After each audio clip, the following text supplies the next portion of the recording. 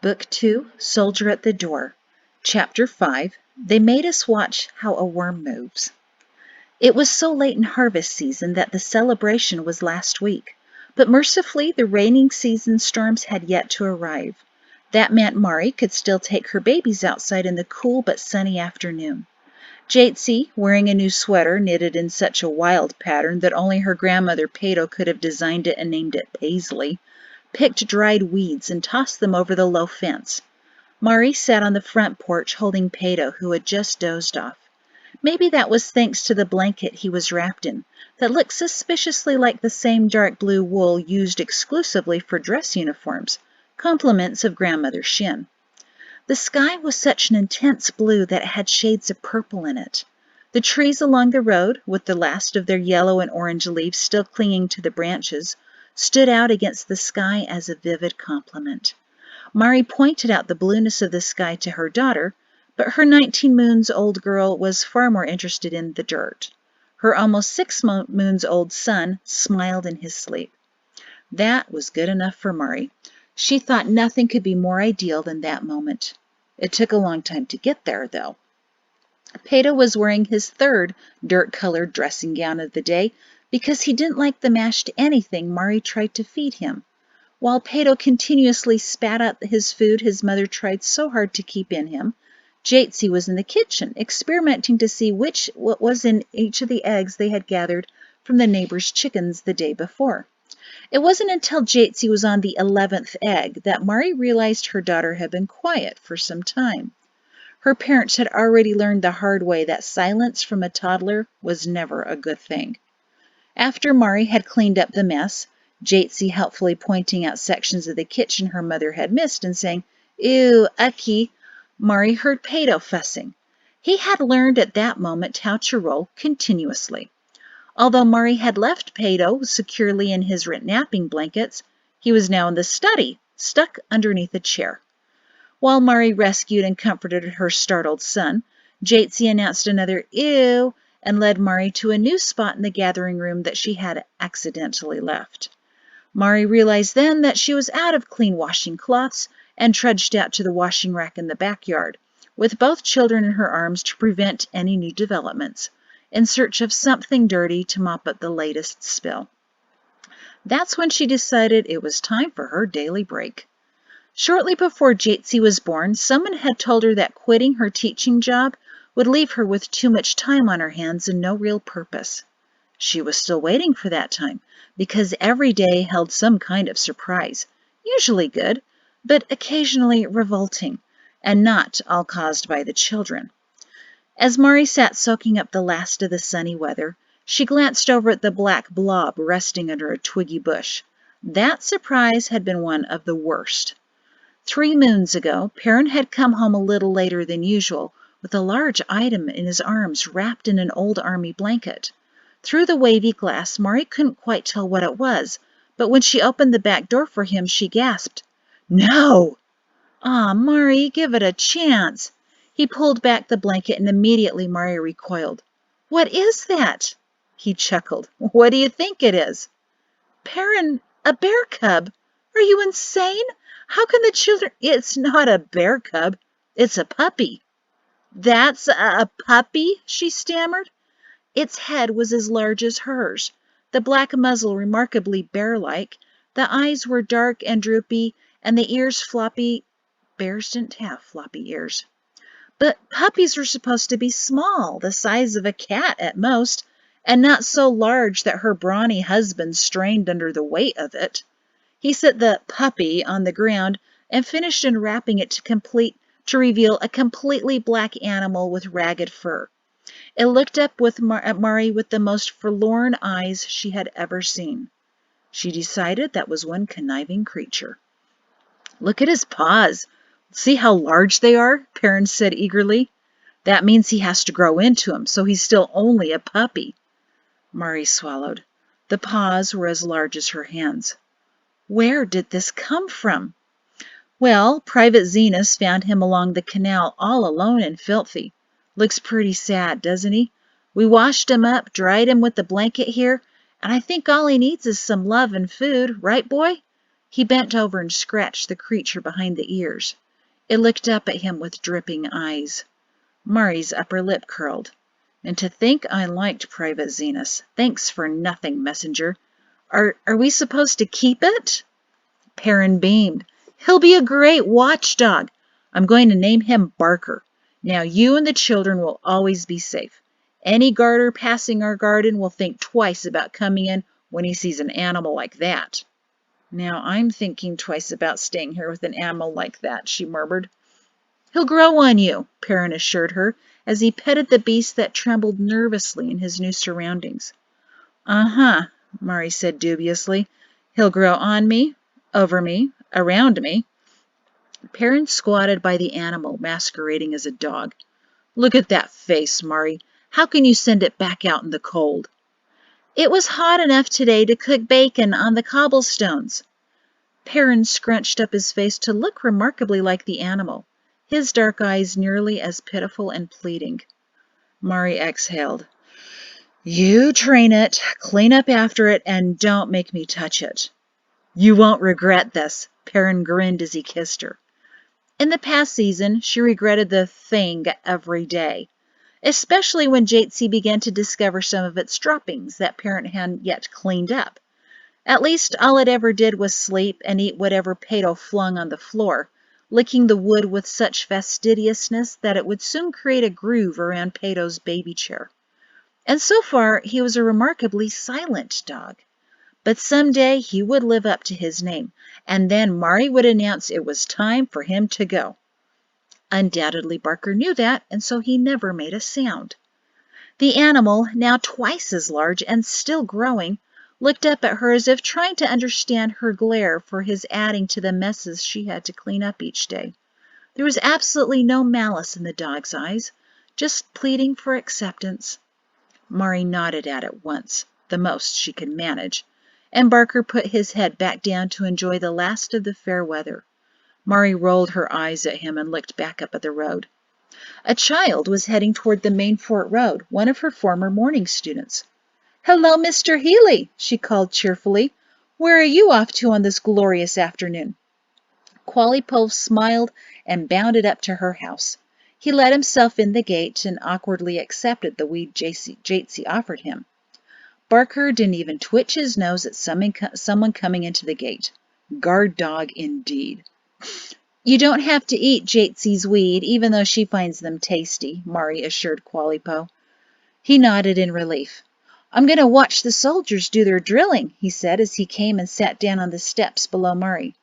Immediately he stood back up, brushed the stones carefully free of any dirt, and sat down again.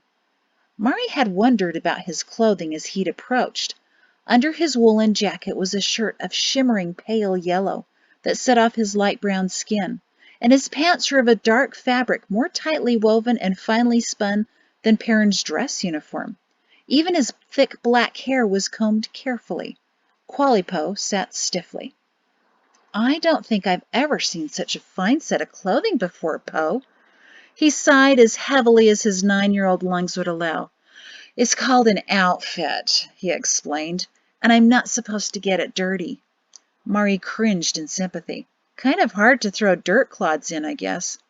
Yes, he said miserably. May I ask why you're wearing such nice clothing? Because it's what everyone at the seaside villages is wearing this season. So, Murray ventured, why do you think you're wearing it? We live days away from the sea, and people usually visit it only once in their lives. He looked at her with dismay. Obviously, you haven't been out to the new shops, he said in a sophisticated tone that startled Murray. It's what everyone is wearing now, except you. Murray nodded amusedly and fingered the rounded collar in his shirt.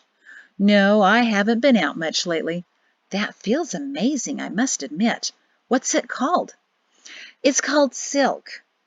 I've heard of silk, but I've never seen any before. Guess it's finally arrived in Edge. It's really gross to think about, said Poe, pulling a face. It's actually worm droppings or something like that. Murray's fingers immediately stopped moving on the collar. I think it may be something a little different than that, she suggested as she let the collar go. All I know is I can't play. I have to sit and look like a handsome young man. That is a burden, Mari agreed. Is that what your mother said before she sent you out this afternoon? It's what she said before she went to work and I left for school. She said she'd be home by dinner time. That troubled Mari. She knew Poe's mother had started working since her son was now in the new full school system implemented in Edge only as a trial basis, the administrators had assured. About half of the parents had signed up their children and soon after began working further from home. But she hadn't expected this development. No one's home for you right now? You're all alone? I'm sitting here with you, he said brightly, and I'm going to meet my friends at the fort. Still, that's a bit of a walk from your home.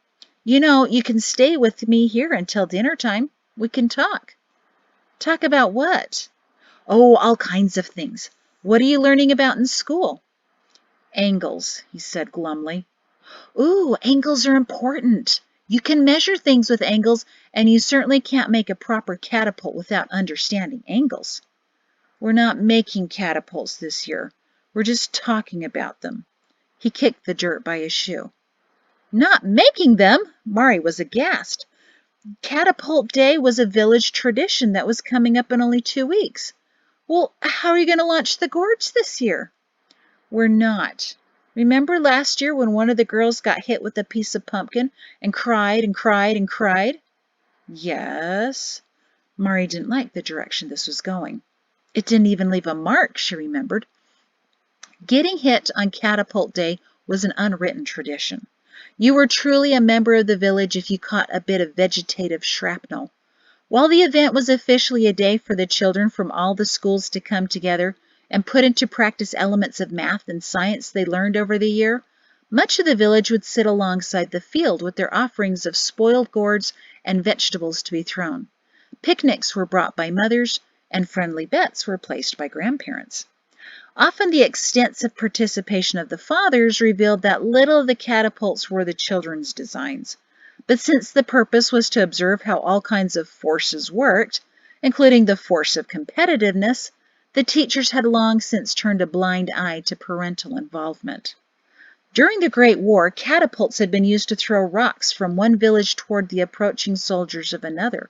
At times, the fighting became so desperate that villages threw gourds, melons, and even the occasional piece of ugly furniture. After the war, the catapults were destroyed by King Quarrel, hoping that such weaponry would never again be needed. A couple of decades later, some teachers in the northern villages, intrigued by the mathematical properties of the catapults, helped their students create small-scale devices to learn about angles. Only Edge, Mount Seine, Moreland, Quake, and Scrub held Catapult Day, and the army of Idemia never saw a reason to be concerned with the village's attempt to throw an eggplant over 100 paces. 3 years ago, Mari was hit by an entire acorn squash when a catapult was prematurely released while she was measuring the distance of a thrown melon. No one took blame or credit for the launch. She had an enormous bruise on her thigh for weeks that caused her to walk with a noticeable limp. She wore it as a badge of honor. 2 years ago, at Perrin's first Catapult Day, she conspired to have him hit. He had appeared at the competition astride a horse and looking very official. Since the abandoned fields were adjacent to the fort, he told Mari he was there as a goodwill gesture to the village. But she knew he was actually intrigued by the designs and a bit envious of the fathers manning the catapults. Despite the efforts of many children and even more adults, he successfully dodged the hastily launched items. By the end of the day, the new objective was no longer to send a spent vegetable the farthest, but to find a way to hit the captain. Last year, he showed up halfway through the competition on a horse and brandished his sword to fight off attacking zucchini. Mari didn't say it to Poe, who was already disappointed, that she couldn't imagine her children not experiencing Catapult Day. Maybe something could still be done. So they're not having it because a girl was crying, Mari tried to clarify. She noticed Jatesy experimentally taste a bug. Maybe she'd feel more protective of her children and fret about every little thing as they got older. But wasn't life an adventure that should be experienced in every way and not certain to end in death? Jatesy spat out the bug and next tried a leaf. "We don't want anyone to get hurt," Poe explained in the same tone it was probably told to him. "Besides, it takes a lot of time to plan and get stuff together, and parents have to help out a lot, and that's a problem because lots are working, so it's just not that important." Helping their children not important? Who decided this? Some old man from the department? You mean the Department of Instruction in Idemia? Mari wondered why their arm reached so far north. "He said that since we weren't going to be tested on it, it wasn't something we had to do. They might bring it back next year, though." "So, if you're not going to be tested on it, you don't have to learn about it." "I understand," Mari lied. Mari still didn't understand how the test was deemed successful. Did it improve the students' learning? Expose problems? Unsurprisingly, there hadn't been any explanation on the notice boards, but a vague and enthusiastic announcement that full school and testing were successful and was spreading to all the villages and all the children would participate. And Mari wondered if they'd asked a teenage girl to write the notice because she'd never seen so many exclamation points used before. Only a few parents came to Mari asking her opinion about full school and seeking assurance that this program was only temporary, but she and Perrin knew nothing about it. Yet everyone else seemed to believe that full school was the way to go. It was as if parents were so willing to see the administrators succeed that they embraced every new idea without concern. Mari worried about such unquestioned unity. No one, as far as she knew, had debated the testing or full school. In fact, debate was discouraged. The administrators told all the villages they didn't need to waste their time discussing the decision, but only to accept it for now. The only times Mari had heard people claim that debating a particular issue was a waste of time was when they knew they would lose that debate. Even Perrin had been surprised at the swiftness with which full school and testing had come to edge.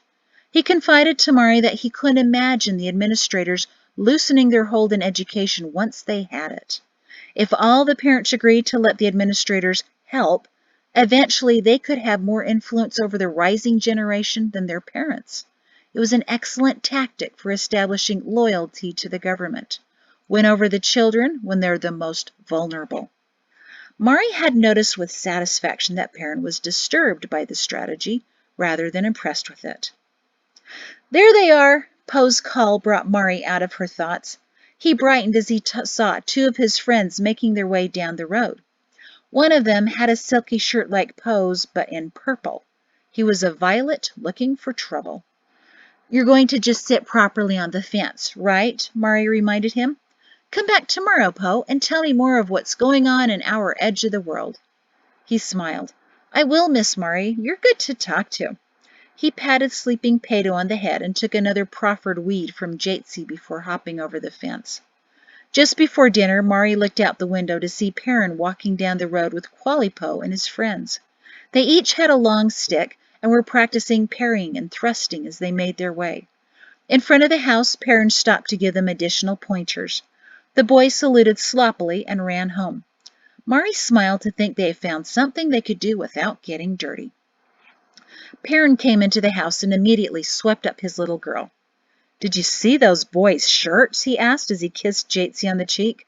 "I haven't seen something that fancy since I left Idemia. The poor boys looked miserable." "But handsome," Mari pointed out. Perrin huffed. "What little boy wants to be handsome?" "That's not the worst of it." And she told him about Catapult Day. Perrin was crestfallen. "I was going to bring Private Zenas this year. I told him all about it when we were mapping some of the forest's edge. He's a bit of a food thrower himself, from what I've seen in the mess hall. What are they going to do with all the rotten vegetation? It was kind of fun to see what would grow in the field next year." "You're missing the point. These children can't experiment because it takes time, and it isn't going to be tested on anyway, and someone might get hurt." Perrin stopped and considered that.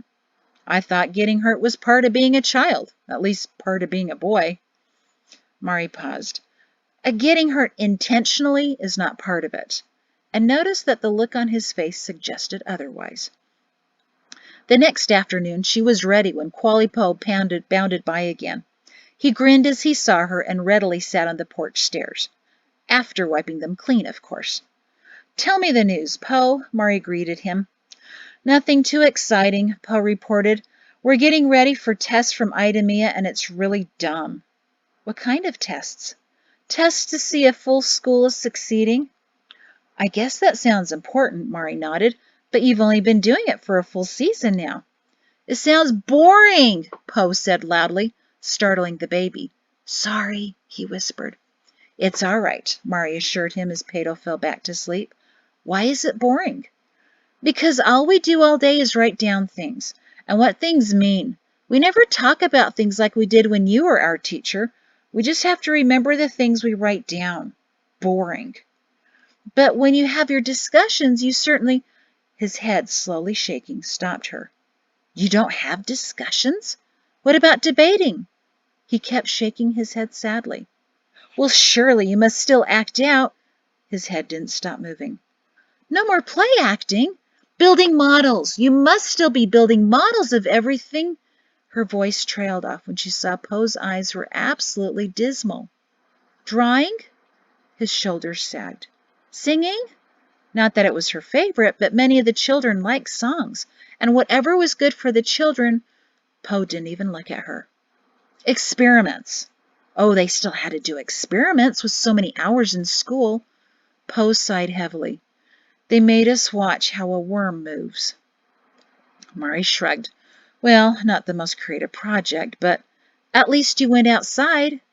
"They didn't let us outside," he droned drearily. "They brought the worm, only one worm, into the class and set it on the desk. Then it wouldn't move." Mari frowned. A small smile dared to grace Poe's face. "Then the teacher started poking it to make it move. He poked it so much it broke in two." Mari cringed. That should have at least provoked a few laughs, she thought. And when children laughed, they remembered the lesson. "Well, I suppose that was interesting." "It wasn't. Right after that, they sent us back to our desks to write about what should have happened." Poe scoffed in disgust. "That stinking blob you grew a long time ago moved a lot more than that stupid worm." Mari smiled. "You still remember the blob?" "I still have bad dreams about that." He grinned and shivered with delight.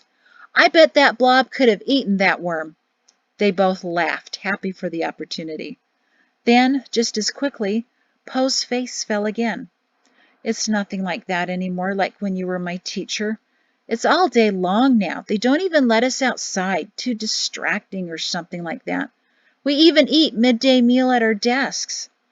Mari was almost in tears for the poor boy. How can children learn by merely sitting and copying words? No, that couldn't be all of it. "So you sit and—" "Copy what they write down," he droned. Well, maybe that was all of it. "What about questions?" she wondered. "Get this, they ask us the questions." "What?" "Yeah, like they can't remember what they just told us. I asked a question once, and the teacher said not to worry about it because it wasn't on the test. And Miss Mari is so boring that I stopped thinking of questions to ask my teachers. There are 4 now, too." "What are their names?" She hadn't talked to the other teachers since Jatesy was born, but she could track them down and see if something couldn't be improved. Poe didn't even bother to give that a complete shrug, but simply a little shoulder shake. "Don't know. Some people from Idemia, specially trained to start full school." Mari rolled her eyes. "Oh, specially trained, are they?" The hair on the back of her neck rose up. Anyone from Idemia and specially trained deserved a great deal of scrutiny and cynicism. Poe looked at her worriedly. He must have heard the sarcasm in her voice, but didn't know what it meant. Something like nervous loyalty hovered in his eyes. "Captain Shin was specially trained in Idemia too, wasn't he?" She had to smile at that. "Yes, he was, Poe. Thank you for reminding me. Captain Shin was trained by other people, though, and you can certainly trust him." Poe smiled, pleased that the respect he felt for the captain could grow into full-blown hero worship. But Mari's shoulders dropped as she thought about Poe's days. Something was dreadfully wrong if children didn't have questions. You know, I have to agree that full school sounds boring, she said, but I think I have a solution for you. You need something interesting to read. When he pulled a face as if he'd smelled Jatesy's changing cloths, she nudged him with her elbow. No, really. I was pulling out some of my favorite stories from when I was your age for Jatesy, and I have a few you'd enjoy. Poe looked at Jatesy. She was putting her finger in her mouth, then drawing in the dirt with it. What will she do with stories? Lick them? True, she's a little young still, but you aren't. I have one you'll like with all kinds of theories about the world, how it moves in the sky, what keeps it from falling. We already talked about that in school. Where the world came from, it was like a big explosion, he said flatly. Stars, moon, sun, boom, all that. Had to memorize it. Boring. Mari thought about his brief explanation. She hadn't heard that one before. All right. And what were the other stories they told you? Poe frowned. That's the only one, the only right one. The only right one, Mari exclaimed, forgetting about her sleeping baby. Poe seemed almost apologetic. It's so that we know what the right answer is for the test. Mari scoffed loudly, and amazingly, her son slept through it. Who decides what story is the right one? She demanded of the world in general. What professor or administrator has the nerve to declare how things really are? What's the point of having a populace that thinks exactly like everyone else? They really want us to be as dull and non-thinking as mules? But only the little boy with a worried expression on his face was there, his lip curling in dread that she was actually expecting him to answer that. Sorry, Poe, she said with a weak smile. Don't mind me. I'm just an old lady rambling. Phew, he sighed in relief and nodded in agreement. Mari chuckled to herself. 9-year-olds were agonizingly honest. Did they at least teach about the version in the writings? Poe pondered for a moment. This was something he could answer, then shook his head. I can't believe they didn't teach you all the stories, Mari grumbled under her breath. Supposed to let you draw your own conclusions. What kind of stories? Poe interrupted her cautiously. Oh, you remember, she told him, and hoped that he did. Like the one about how a large man holds the world on his back, or, wait, no man really holds the world on his back, Miss Mari. Well, of course not. It's only a story, see? It's something to make you think about different possibilities. Like the theory that the world is dragged by a large elephant, bear, turtle, or squirrel, depending on the time of year. Poe looked at her as if she was an idiot. Now that's just silly, but he couldn't help himself. Squirrels? How big? Mari smiled sadly. You really don't remember this? Well, it was 3 years ago. And he was only 6 then, she thought dejectedly, so it's not unexpected that he forgets if he's not reminded. Wait, Miss Mari, Poe interrupted her brooding. Elephants? I seem to remember something about elephants. Mari smiled with tentative hope. Those were some of the beasts that were mythological. When Poe's face indicated that he was lost in the syllables of that word, Mari clarified. Pretend. But we're not really sure. You see, Terep, the man who wrote the stories of how the world moves, wasn't just an old storyteller. He was a historian. We talked a little about him in school. Disappointingly, Poe's face didn't register any memory, so Mari backtracked. A long time ago, over 120 years now, when our land was becoming too crowded during the Great War, we sent scouts to the west looking for new places to live. Terep went with them as their recorder. After weeks of traveling, they came upon the ruins, big ancient stone buildings, crumbling and falling apart, but many of them still stood 7 and 8 levels high. Terep was fascinated by the carvings on the great stones. What he found was astonishing. Representations of things none of us have ever seen. He wrote down every character in their writing and traced every strange beast and shape. The scouts continued to search the surrounding areas, but Terep refused to leave the ruins. There was so much he didn't know and desperately wanted to study. So the scouts would go out during the day and return to their camp at night to find he was still writing. He wrote so much that he even ran out of paper and started taking notes on his clothing and the clothing of the scouts. Poe's eyes were enormous. I bet the scouts didn't like him riding on them, he said soberly. Their mothers would get very angry. Mari nodded and suppressed a smile. You're right, they did not like it. They thought he was losing his mind. He wouldn't sleep, he wouldn't eat. He would merely mumble as he ran from stone to stone. Sometimes he would cry out and jump up and down in excitement, like I do on the last day of school. Mari was momentarily diverted by that comment, but then decided she'd feel that way too if she were forced into full school. Well, all right, yeah, I suppose. But Terep felt a need to understand what he saw, and he couldn't waste a moment. When he began to write on his flesh in desperation for a way to record all that he saw, his scouts were convinced that something evil was in that place and making him crazed.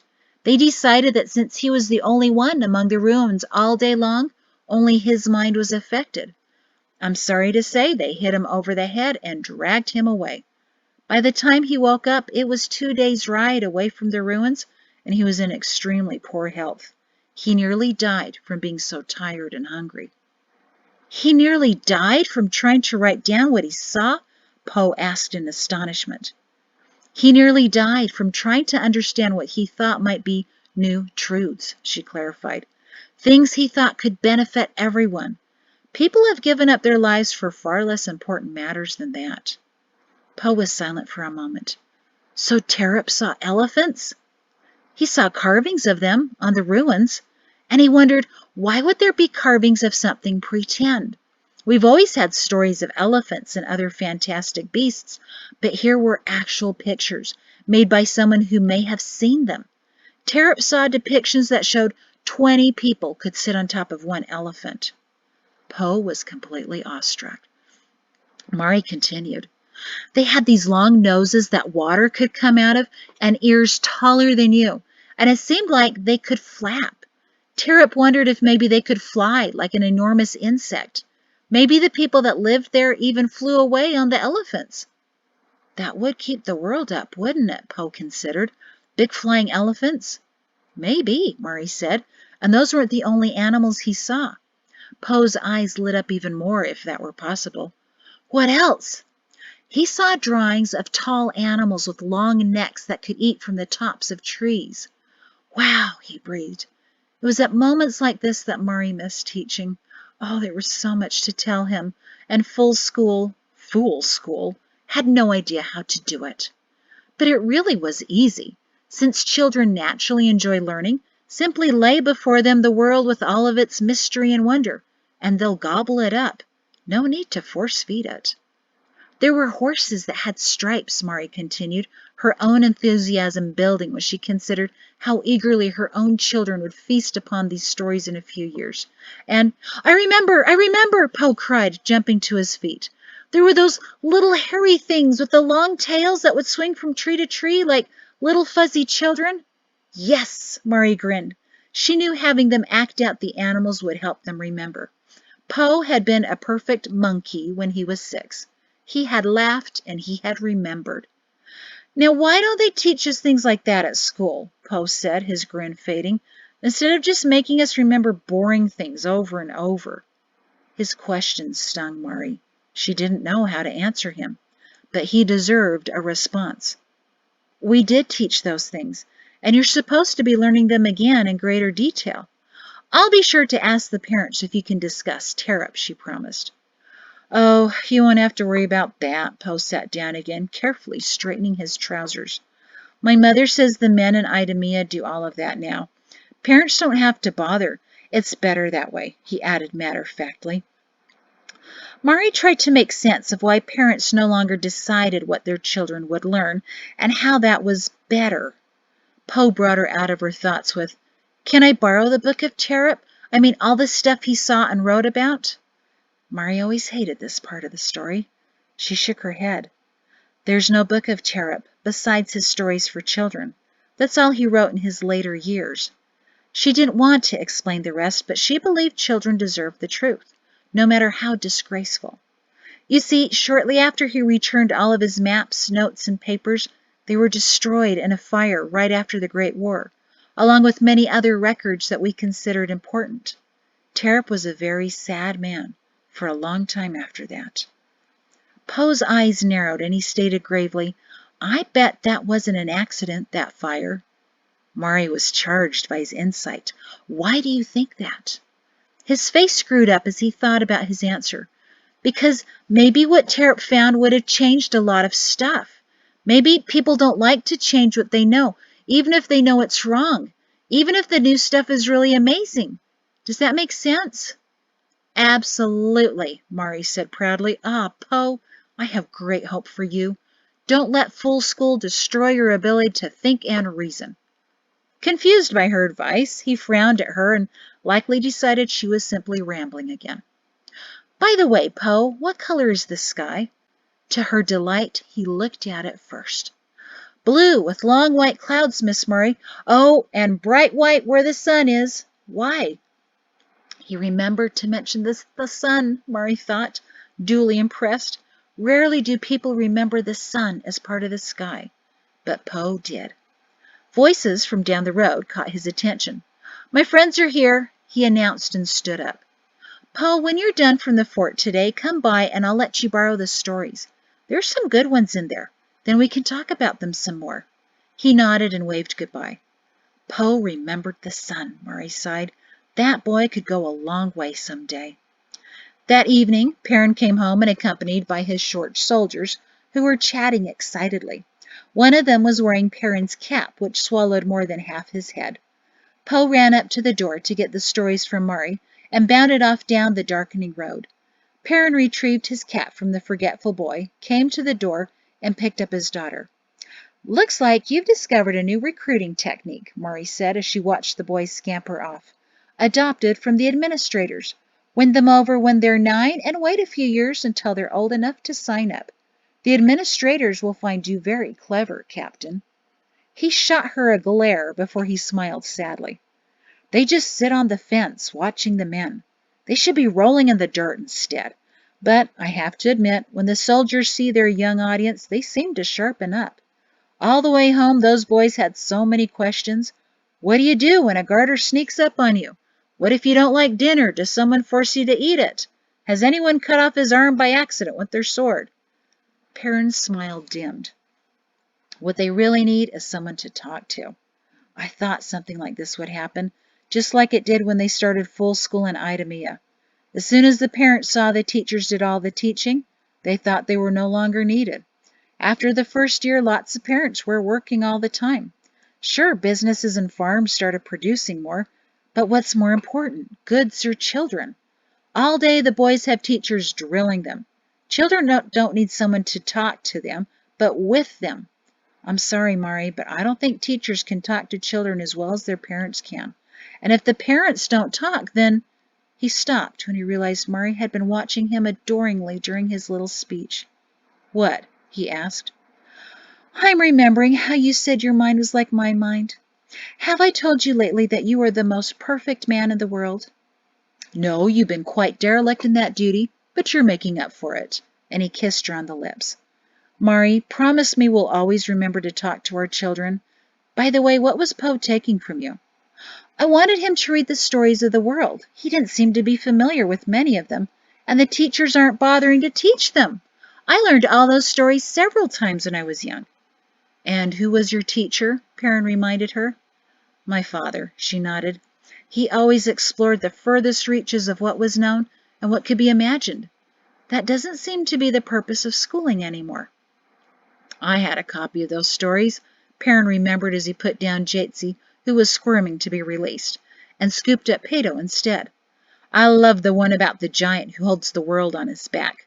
I used to imagine that land tremors were because he had an itch he couldn't reach." He smiled at the memory. And then his voice became lively. "I figured that when it was thundering, that's when he sneezed." "Oh, that's not very appetizing right before dinner," Mari sneered. "So what was the rain?" "Oh, never mind." "And then," Perrin wasn't finished yet, his eyes looking 20 years younger, "I decided that when he had intestinal pains, it was—" "Nothing I want to know about," Mari shut him up. Perrin gave her a disappointed look. "You may not want to know about it, but I'm sure little Pato here would. Right, my son? The bodily functions of giants are fascinating to little boys." Perrin held up his son and rubbed noses with him until he giggled. And right now, you are that giant. After dinner, there was a knock at the door. Mari opened it to see Qually Poe's robust mother standing there in a gown that took Mari's breath away. It was the same shimmering cloth as Poe's, but with stripes of pink and burgundy which seemed to shine even in the dark of the evening. A long coat of finely woven black worsted wool, which matched her glistening black hair, protected her from the growing chill. "Good evening, Miss Mari. Mrs. Shin," Mrs. Healy apologized with a smile. "Oh, it's always Miss Mari. It's always Mari. Come on in, please." "Actually, I won't. I'm on my way to the concert tonight. I just wanted to return this." And she handed Mari the Stories of the World. "Qually Poe won't be needing it right now." "Why not?" Mari asked, disappointed. "He seemed excited to read it. I'm sure if I talk to him, I can convince him to—" "No, he wanted to read it," Mrs. Healy interrupted. "But I told him he probably shouldn't, at least not right now. I don't want him to have too much on his mind before the testing next week." Mari narrowed her eyes. "Are you saying that reading this book will make him forget what he needs to know on the test?" "See, I knew you'd understand." She breathed easier. "If he remembers this nonsense," she gestured to the stories, "but then doesn't remember the numbers and facts he's memorized, well then, there's a problem." "Oh, I'm sure he won't confuse flying arrows from another people assaulting our world with the definition of an acute angle." Mrs. Healy did not look amused. "You may not realize it, but if the children perform well on this test, the school will be receiving funding from the administrators." "The children get paid for learning? My, maybe I'll go back to school and be a student," Mari said mischievously. "But I don't see why we need slips of silver. The schoolhouse—" "is in shambles!" Mrs. Healy exclaimed. "Really?" Mari gasped. "Why?" Mrs. Healy rolled her eyes. "Come now, you know what it looks like. Stone walls, wood floor, log supports, so basic, so tasteless." Mari was completely lost. Exactly how is that tasteless? The description matched her own house. "You really haven't been out lately, have you?" She glanced down to Jatesy, who was hanging on her mother's skirt. There were unidentified food and patches of dirt smeared on her face and dress. "Cute little girl," Mrs. Healy said, unconvinced of her own evaluation. She looked back up at Mari. "You haven't even seen the new building project, have you? The home development on the south side? They're building with blocks now, and the structures are astoundingly innovative." "Innovative, huh?" Perrin came up to the door to join the conversation. "They've had block buildings in Idemia for about 7 or 8 years now. I admit they are sturdy and possibly safer in a land tremor. But honestly, I find them rather bland. Every building looks the same. Same gray color, same square shape, each block poured to look identical. Anything with variety is broken down and recast. But stone and log buildings? Now, those have character," he smiled. Mrs. Healy did not. "What some call character, others call provincial." By the blank reaction on his face, it was obvious the distinction was lost on Perrin. Mrs. Healy decided to educate him. "Captain Shin, consider the wisdom in building with block. You can have smooth walls in any kind of shape you want." "As long as it's roughly the same shape as the house next door," Perrin pointed out. "I've seen what they're doing in Idemia, and you have to hire men specially trained to build them." "Well, it's easier and faster to build them all the same shapes." Sensing that she was losing the argument, she turned to Mari. "You should come see them. I think you'll be impressed. It's what everyone wants this year." "Not me," Perrin said shortly. "But you should," Mrs. Healy insisted. "Why?" "A grand house would prove how important you are to the community, to show your position." "My uniform does that," Perrin said coolly. "Not well enough," Mrs. Healy countered with the air of a woman truly in the know. She glanced around the gathering and eating room that showed the remnants of their dinner, washing, and playtime. "This is hardly the way to impress others." Mari shrugged, never having been concerned about Mrs. Healy's opinions. "I'm not worried about impressing others." Mrs. Healy rolled her eyes in her plump face. "You need to impress everyone. You need to get ahead. Attention. Progress. My goodness, what does a captain need to do to become a major?" Perrin folded his ample arms across his broad chest. Kill someone. Mrs. Healy went deathly pale. As much as Mari approved of her husband's answer, she chuckled to lighten the mood. No, not exactly. He trains the men well, has them prepared for attacks. And because she couldn't help herself, she added, I mean, he's already killed a dozen men. Mrs. Healy began to swoon backward. Perrin smiled smugly. Gripped with guilt, Mari groaned and caught Mrs. Healy by the arm before she fell over. What I'm trying to get at is, we're simply not worried about impressing people. We're more concerned about what the Creator thinks of us. Mrs. Healy shifted her gaze from the terrifying captain to Mari's purposely sweet expression. She snapped out of her reverie. Yes, of course. Although I think you're completely wrong, Miss Mari. I mean, yes, we worry about the Creator's opinion, but we live in the world. We have to impress the world. Why? Mari genuinely wanted to know. Mrs. Healy frowned. You really don't get it, do you? What I don't get, Perrin started, and Mrs. Healy looked at him uneasily, is why people would spend so much money on these houses. They cost 3 times what our home cost. At least, Mrs. Healy puffed up proudly, straining the seams on her dress, and the increasing values will multiply capital within the safe realm of speculative ventures. Perrin and Mari both stared at her. What does that mean? Mari asked, not able to bear the suspense any longer. I'm not entirely sure, Mrs. Healy confessed. Our money manager explains it so much better than I do. Just come by and look at the houses. No, Perrin said resolutely. I don't see the reason at looking at something I know I don't want. Oh, come now, Mrs. Healy said. What would it hurt? A lot, he said. After I met Mari, I didn't go looking for any other woman. I was satisfied with what I had. Same with my house. Why look for something more if I have all that I need? And you're from Idemia? Mrs. Healy asked, incredulous. I barely escaped in time, he deadpanned. Mari snorted and made a mental note to kiss him later. Besides, she said to Mrs. Healy, the new houses are too far away from the fort. That's not a problem, Mrs. Healy said with a chubby finger in the air. There are plans to build another housing development on the old catapult fields. Mari's face fell. You can't. What about Catapult Day? Mrs. Healy scoffed. Nonsense. Housing is far more important. Maybe, but I won't allow anyone to build there, Perrin told her. Why not? Who are you to say who can build there? Mari had seen that look in Perrin's eyes before, but only directed at an obstinate mule. She gently squeezed his hand in a useless attempt to calm him. I am the commanding officer of the Administrator's Army of Idemia, ordered to protect the citizens of Edge, he declared darkly. The area is unsafe and would present an inviting target to guarders looking for food, weapons, animals, and unsuspecting women wearing silk. His voice dripped doom. They love silk. Mrs. Healy began to swoon backward again. I'm sure it will be reconsidered, Captain. It was only a suggestion by some of the developers, you see. When they were looking for land for new school buildings, they noticed the catapult fields across from the fort. Wait a minute, Mari interrupted her. Developers are already looking for land? Of course. Our children will undoubtedly perform well on the test, and we'll get our building. But if they do poorly on next year's test, do they have to give back the bribe? Mari asked in all seriousness.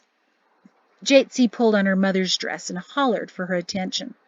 Mrs. Healy shook her head. This is so hard for you, I can see. Don't worry, she said as Mari bent down to pick up Jatesy, who had sprung a leak from her nose. This difficult time will be over for you soon enough, and then you can get back to living in the world with the rest of us. Mari was bewildered. What do you mean this difficult time will be over soon enough? What time? Being tied up by demanding children.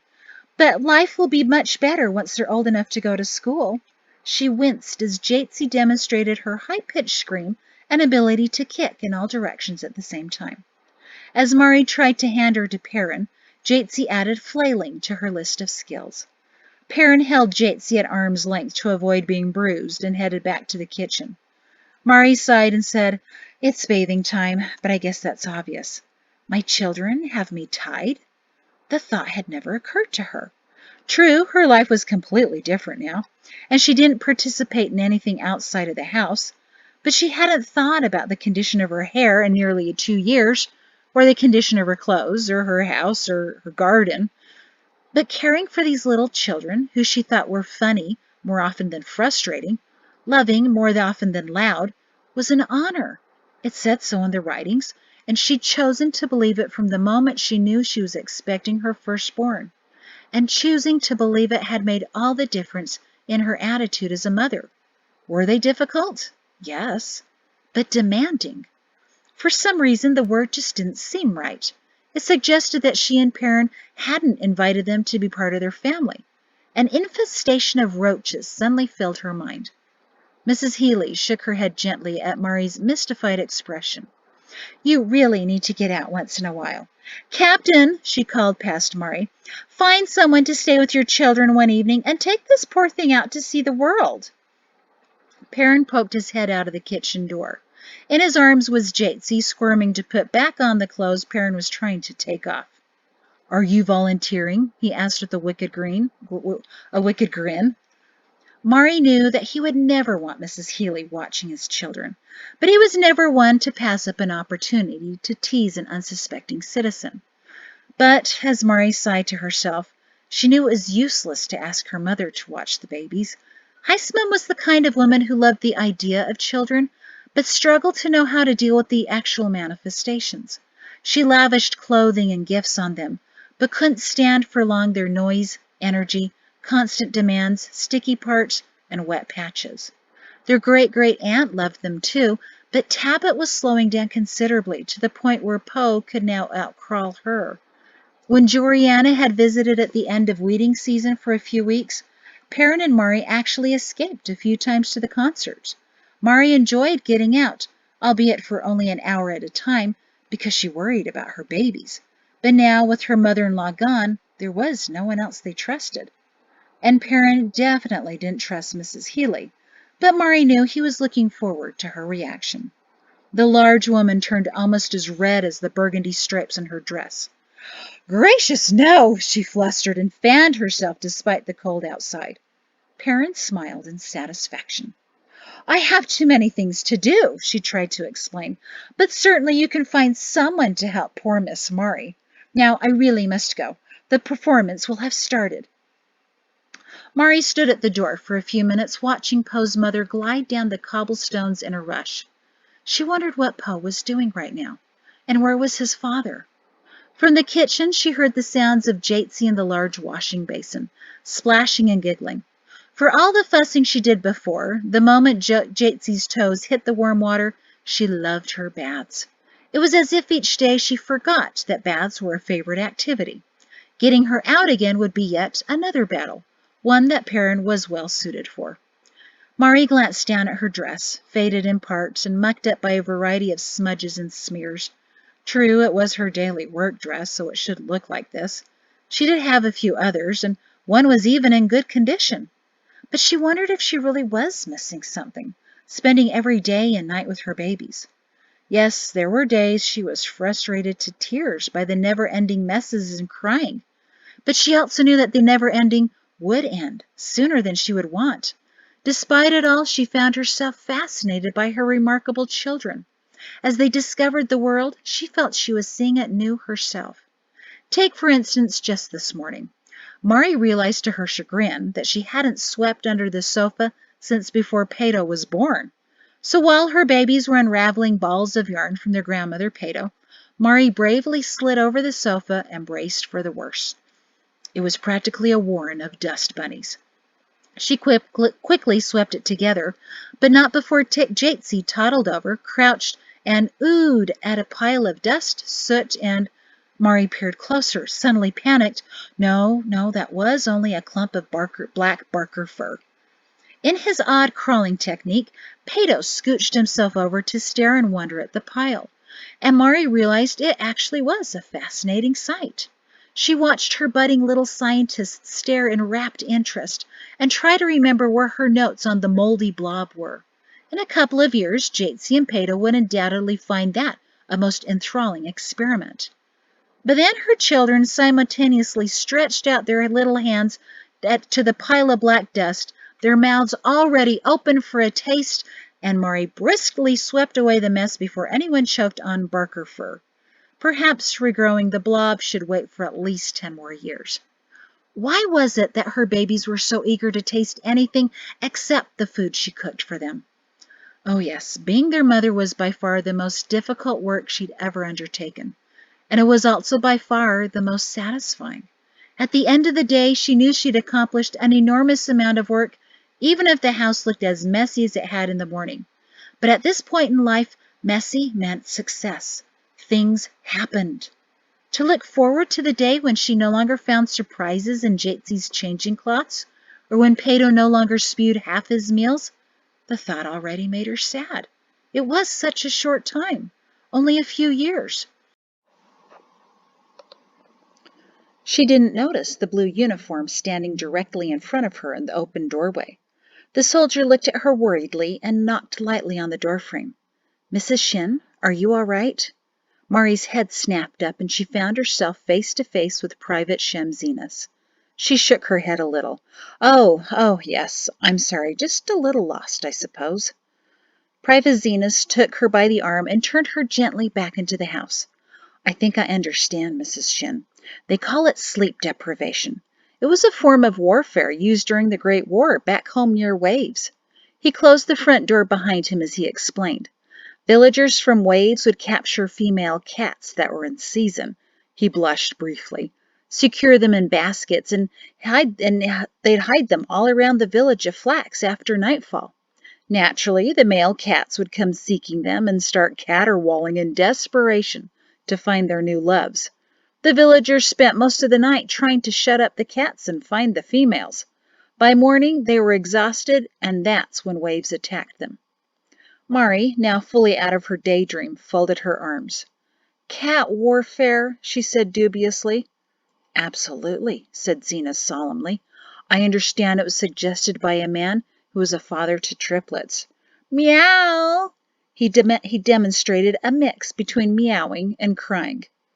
Mari looked at him in disbelief until she couldn't hold it in anymore, and she laughed. "How do you keep such a straight face? I never know when to believe you. If there were a contest for lying, Zenas, you'd take first prize.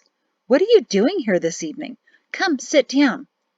He didn't sit, but stood at ease in the gathering room, his happy sky-blue eyes twinkling at her. "Thank you, ma'am, but I was wondering if I could have a moment with the captain. I'm sorry to have come so late to your home." "It's not a problem, Private, and it's not late. But you'll have to wait your turn. He's already busy in the other room with the female, and I strongly suspect she's undressed," said Mari gravely. The private's eyes flashed in shock, and his mouth began to open. Mari winked at him. Perrin called loudly from the kitchen, "I'm just giving Jatesy a bath. Don't listen to her, Zenas. Haven't I told you that before?" The private broke into a wide grin and said, "Yes, sir. That's why I keep finding excuses to come here. It reminds me of home." Mari chuckled. If ever she had a little brother, she imagined he would have been exactly like Zenas. Perrin emerged from the kitchen with Jatesy wrapped in a thick cloth, his tan shirt as nearly as wet as her wild hair. "And cat warfare? While I'd like to believe that, since I hate cats, I have to tell you I never read about that in any of the history books, Zenas." "The best things never are remembered, sir," Zenas declared sincerely. Perrin chuckled. "I suspect that's true. Peto's turn for a bath," he said to Mari. "There's still a corner of the basin clean enough for him."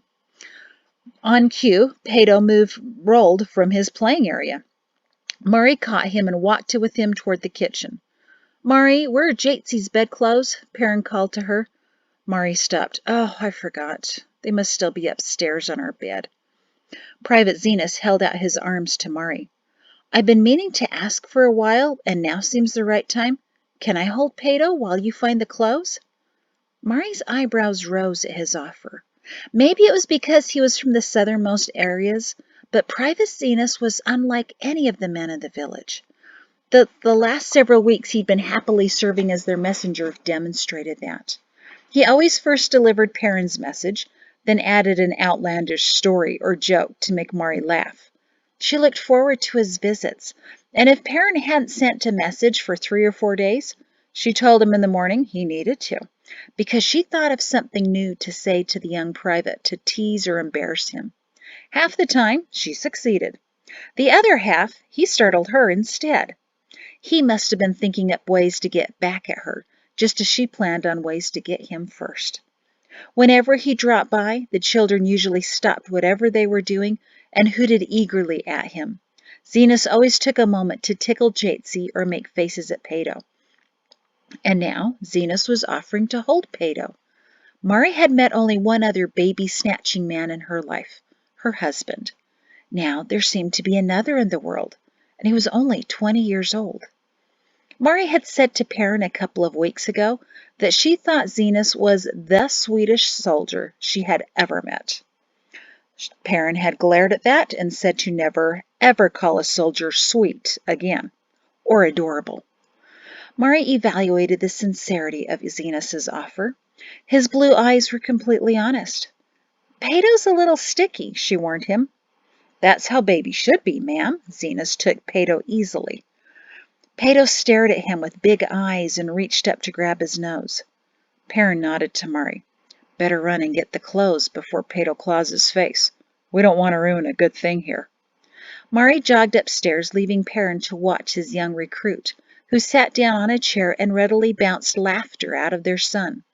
She came down the stairs in time to see Zenas tipping Pato upside down and flipping him up again. Alarmed, she asked, "Is that safe?" "None of the babies in our family has had permanent damage yet, ma'am," he assured her and flipped Pato yet again to his giggling delight. Perrin watched him for a moment, then sat down on the stuffed chair near the hearth and started to put a changing cloth on Jatesy by the warmth of the fire. "Perrin!" Mari exclaimed. "Not in front of the private!" The soldier grinned. "I promise I won't peek, Mrs. Shin, but it's really nothing new to me. I have a sister who has 2 little girls, and I always stayed with them and changed their cloths when she needed to go to the market. They loved their Uncle Shem." He nuzzled Pato's neck as only someone who's completely comfortable with babies knew how to do. "Yes, they did," he crooned as Pato giggled and grabbed clumps of his short brown hair in his chubby fists. Mari stared. Even in Heisemum's most relaxed moments, she would only drop cookies on their heads from above. But, Mari thought, wild ideas running in her mind, he's a young man. Would a young man agree to... She continued to stare at him. Zenas didn't notice because his face was buried in Pato's neck to make a bubbling noise which caused the tiny boy to howl with laughter. It would make sense, really, though. Should anything happen while they were away, having someone who knew how to handle a sword would be the best choice for defending the captain's children. But still, Mari thought. Now Zenas had Pato lying in his lap, doing something called eensy-weensy beetle up his body, and tickling him under his chin. Then he lifted Pato and impulsively gave him a kiss. Mari smiled. No matter what Perrin insisted, Zenas was sweet and adorable. Mari and Perrin exchanged the same look and shrugged at each other in a "it couldn't hurt to ask" manner. "Private," Mari began slowly, "what I'm about to ask, I say as a friend, not as the wife of your captain." She glanced back to Perrin, who nodded. "Would you ever consider, as a friend, you see, when you have free time, maybe coming over here and—" She couldn't get the rest of the words out. Zenas squinted. "Stay with your children? Let you get away for a little bit? See the world, as that lady in silk suggested?" "Yes, ma'am. I was waiting by the bushes for a time," he explained. Mari turned to her husband. "Why did you name that dog Barker when he never barks? Not even when someone's hiding in our bushes." Perrin rolled his eyes as he tried to get his daughter's arm into the sleeve of her sleeping gown. The dog was staying as ineffective as he was. Zenas chuckled. "I'd be honored to watch your children, Mrs. Shin." "Really?" Mari sat down. You're an unusual young man, Private Zenas. You better just call me Shem, ma'am. That's the custom where I come from, especially if I get to care for your children. He turned to Pato. Did you hear that? I get to come play with you. Pato giggled and clawed at his face. Zenas didn't even flinch. But his commander stared in wonder. Somewhere in the forest, Perrin thought to himself, a mountain lion just rolled over in submission. That was the kind of influence the boy had. It wasn't his words so much as it was his manner, his being, and he didn't even realize it. Mari shook her head. I mean, it's a little odd, I know, asking a soldier. Nothing odd about it, ma'am. So when do you want me to come over? I have it in pretty good with the captain, and I can probably get him to change my duty shifts. Zenas said it soberly, but the corner of his mouth tugged upwards. A bear would have sat down on his haunches, Perrin mused, fascinated by the boy's sincere exuberance. Private Zenas, I'd like you here on duty day after tomorrow, after midday meal, he ordered with a wink. These children should be ready for a nap then. So soon? Mari asked in a panic. Well, when were you thinking of? That's my first day off. I was thinking much later, like when Pato is 5 years old, Perrin interrupted. Yes, Mari agreed. Perrin shook his head and worked Jatesy's other arm into a sleeve. Pato likes to drink from a mug and eats tolerably well. He'll be fine. I think we really need to get out, he said steadily. Private Zenas, in 2 days? Sir, I can only do that if you'll please call me Shem when I'm in your home. That just seems right, he said carefully, almost sweetly. Lambs would have followed him anywhere. His captain smiled at him. All right, Shem. Mari regarded Zenas thoughtfully. Perrin, I know what this young man needs. A wife. He'd be a wonderful father. Do you think we can help him?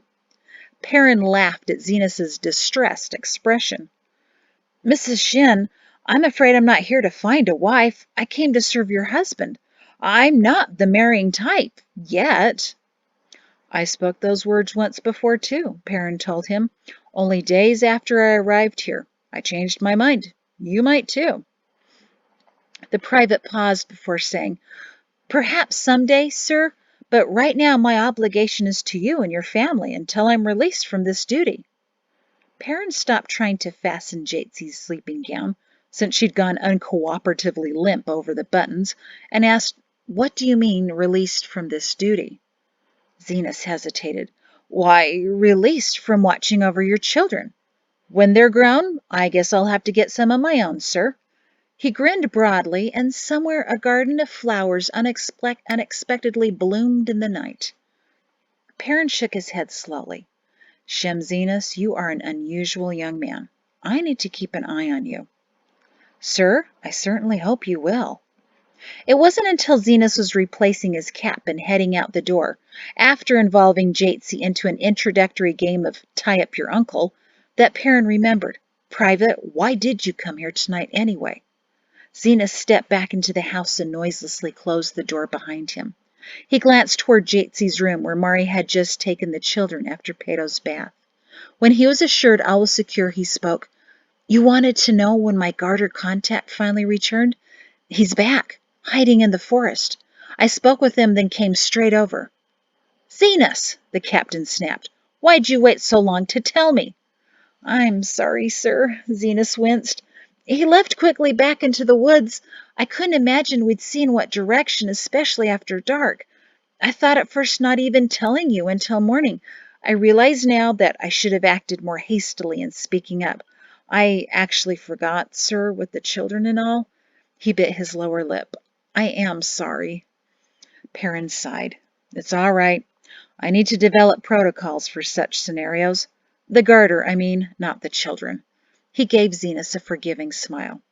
The Army has never encountered a situation like this before. So, are our suspicions correct? Zenas nodded. Yes, he claims he's a spy, but he wants out. He says he's been in the new training for the past few weeks. They're trying to teach them to lie without blinking, but he doesn't understand why. Nor would he tell me where this training is occurring. I think we need to treat him carefully. He started getting edgy when I asked him these questions, and he says they're watching him. A half-hearted defecting spy. The captain shook his head. We'll see what we can do with him. Keep feeding him and getting him to talk. Did he tell you anything we should be watching for? Zenas grimaced as if he'd been told to kiss a pimply cousin. He'd been dreading this moment, and when Perrin heard the report, understood why. He said the woods were quiet tonight, but he has existed in them for only moments. The forest is not speaking to him right now, but it has been singing, so he promised to listen to it. Captain Shin didn't respond to the odd message. He'd heard weirder from soldiers sogged by a bad batch of illegally brewed barracks mead, but instead he stared at the ground, deep in thought. I'm sure there's a pattern in the chaos of his scared mind. We may find all we need in there if we can just organize it into something we can understand. He pulled out of his contemplation and looked decisively at Zenas, who still wore an apologetic wince. Tomorrow morning, have Karna block some time for my schedule. The three of us are going to plot how to work this garter. We're also going to draft some guidelines on how to treat spies and send it to the High General and his advisors. We're going to need their approval. Thank you, Zenas, he said, returning the private salute. Then he gripped the soldier's shoulder and smiled. And I expect you on these steps again out of uniform in 2 days' time, Shem. That night, Perrin lay in bed, worrying. Why was it that when Zenas was around, Perrin felt completely at ease with him? But when he left, Perrin found his thoughts full of cold, dark doubts. Can he really be trusted? Those words would come to his mind in solitary moments, which struck Perrin as odd. He believed he was a good judge of character. Whenever he met someone who didn't feel right, a tightness in his chest warned, keep an eye out for this one. And he was never wrong. But he never felt that way about Shem Zenas when he was around. And so now you're leaving your children with him, your most prized possessions, your own lambs. It was usually in the dark when a coldness whispered into his mind, the boy doesn't deserve your trust. Perrin didn't get it. That wasn't the way he usually felt the Creator's promptings. He rubbed his forehead and stared at the timbers crisscrossing the dark ceiling, trying to figure out what Zenas may have done to trip this trap of worry in his mind. Nothing came. You're the bear he's tamed. Now consider, why would mountain lions roll over in submission to him? Not even Hogel picked up anything unworthy about the boy. Perrin had made a point of inviting Zenas to Holy Day services, and to his surprise, he was eager to go. No one else from the fort had ever went to listen to Rector Denzel, but Zenas did, with rapt attention. Perrin then introduced Zenas to his great-uncle and watched closely as the two of them chatted. Later, Hogel pulled Perrin aside during the congregational midday meal. Excellent young man there, Perrin. I see wonderful things in his eyes. Really? Perrin was surprised and relieved. Already he'd been taken by the boy, but he wanted a reason, at the same time didn't, to be suspicious of him. The name hasn't come up? Hogel shrugged. No, but I'll do a bit of asking around if you'd like. Perrin was one of the few who knew the rectors throughout the world had their own communication system, quietly beyond the hearing of forts and law enforcers, because not every missing wife wanted to be found. Not all runaway children should be returned to their parents, and some young men weren't out simply to explore the world. But apparently Shem Zenas was. No one had yet sent word to Hogel that Zenas was wanted elsewhere. So Perrin had allowed himself to be won over by the perennially cheerful, astute, and charismatic young man, and Zenas never let him down. So why the worry? He cleared his throat loudly next to his dozing wife, and Mari automatically mumbled, Peto's crying? No, but I'm glad you're awake. I've been thinking about Zenas watching our children. She chuckled groggily. I can't believe he agreed to that. One part of me wants to spy on him the entire time just to see how well he does. That's not a bad idea, he nodded in the dark. His spyglass at the fort could come in handy. Perrin, Mari said, now more awake, can I say something about the private? Perrin tensed next to her. You may not like what I have to say, but I just can't keep it in any longer. He nodded again, even though he knew she couldn't see him. He needed to hear it from someone else, and not just from that unfamiliar voice in his head. He needed confirmation that he should be suspicious. Here it is, Mari announced. While I was watching him with Pato, I couldn't help but think, Shamzinus is the most adorable soldier I've ever met. She giggled as Perrin groaned. That wasn't exactly what he was expecting. Then again, as he continued to pretend that he was annoyed with her evaluation, he realized that was exactly what he was hoping to hear. Mari liked Shamzinus too. I still think we should find him a girl, Mari decided. Some of my former students are his age. One of them might be a good match. I know, Tyria. Perrin cringed. The giggler? No, Mari said, that's Serene. So the hair tosser then. Mari sighed in exasperation. I told you, Hitty's visiting her grandmother for a few seasons. It wasn't as if keeping up with the comings and goings of teenage girls was the biggest priority in his life. So the smart one? Yes, Shem strikes me as the kind of boy who would appreciate a thoughtful girl like Tyria. Perrin pursed his lips. She's rather calm, though. That was a nice way of saying dull, sober, and as vibrant as a rotting cabbage. And a good balance for his exuberance, I would think. Tyria would be a good match for such an excellent young man. Excellent young man. Everyone thinks that, Perrin thought to himself. So why wouldn't the doubting voice leave him alone? All right, that's the end of this very long chapter. Thank you, and I will get the next one up sometime. See ya.